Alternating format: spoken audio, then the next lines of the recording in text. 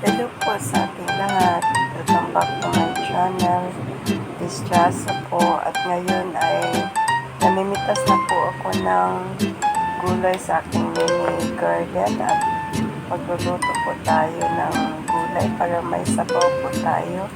At yung nagpakulo na din ako ng tubig kasi ano lang po ito, ng simpleng gulay na lang po ang lutuin natin. Yan po, may mga sangkap na yan. May kamatis, may bombay, at saka lagyan ko ng pritong isda po para masarap ang ating gulay po. Ayan. At maya-maya konti maluluto na din. Madali lang po itong lutuin yung gulay na simple lang ang luto para may sabaw po tayo. At tinimplahan ko na po yan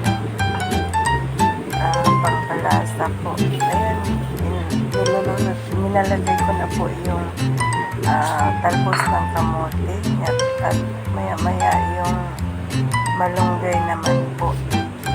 Marami po akong malunggay dito. Ang taba ng dahon po niya sa pananim ko po. At ayan po, nilagay ko na po. At maya-maya po din, maluluto na po ito. At ayan na po, pagkatapos na kumulo po, luto na po ito. At masarap na po itong gulay.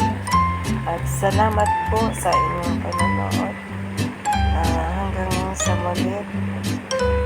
Hanggang sa muli po. Salamat po. God bless. At kain po tayo.